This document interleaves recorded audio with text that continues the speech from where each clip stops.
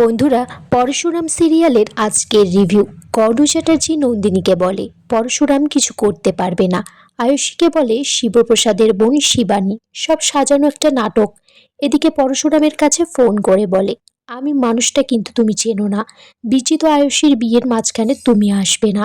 তখনই পরশুরাম বলে শিবানীর খুনের কিনারা সে করবে।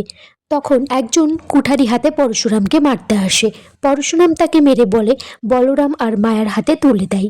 বিজিতের কাছে ফোন করে বলে যে বিজনলাল, আমি একজন যোদ্ধা, চক্রবুর্জ ফেলে দিলেও সেখান থেকে ফিরে আসব, সেদিনই বিয়ে হবে, আর তোকে এখানেই আসতে হবে শিবানীকে বিয়ে করার জন্য। বলরাম এদিকে জানায় ফরেন্সিক রিপোর্টে শিবানীর হাড়গুলো সেটাই শিবানীর, সেটা প্রমাণ হয়ে গেছে। পরশুরাম তার বোন শিবানীর সাথে কাটানো মুহূর্তগুলো ভাবছে আর ভেঙে পড়েছে, খুব খুব কান্নাকাটি করছে।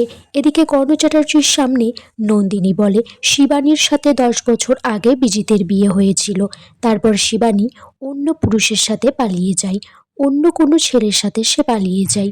কর্ণ চ্যাটার্জি আশ্বাস দেয় বিয়েটা সে দেবেই আয়ুষীর সাথে।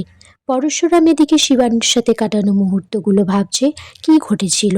শিবানী তার ভাই ভোটা দিয়েছিল, তার একটা ফোন এসেছিল এবং সেখানে পরশুরাম জানতে চেয়েছিল তার কার সাথে সম্পর্ক আছে, সে নামটা কিছুতেই বলেনি। তখনই কর্ণ চ্যাটার্জি পরশুরামকে ফোন করে বলে তোমার বোন পরপুরুষের সাথে পালিয়ে গিয়েছিল।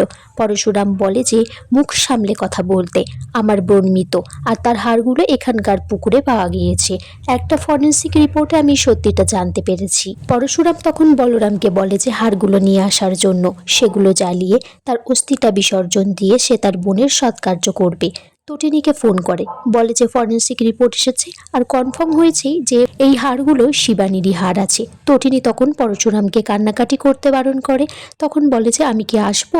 তখন বলে পরশুরাম যে সেখানেই থাকতে, কারণ সেই দিকটা তার ঝামেলা আছে সেটা মিটিয়ে নিতে। এদিকে স্কুলে লাট্টু পিকোকে অন্যান্য ছেলেরা অতৃষ্মান বলছে যে আমার ড্যাডি বলেছে তোর মামি ক্রিমিনাল, তোদের ফ্যামিলি ভালো না, তোদের সাথে মিশবো না। সেখানে লহরী চ্যাটার্জি আসে আর বলে লাট্টু পিকুকে সান্ত্বনা দিচ্ছে।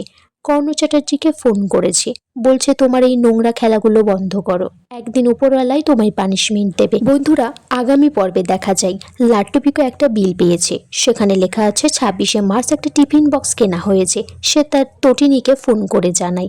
এদিকে পরশুরাম তার বোনের অস্থিটা বিসর্জন দিতে যাবে, কিন্তু তখন বলছে না, এখন দেব না, আগে বিজিতকে মারি, দুজনের অস্থি একসাথে বিসর্জন দেব। আর এখানেই আজকের পর্ব শেষ হয়ে যায়। বন্ধুরা, তোমরা কমেন্টস করে জানিও কেমন লেগেছে আজকের পর্বটা।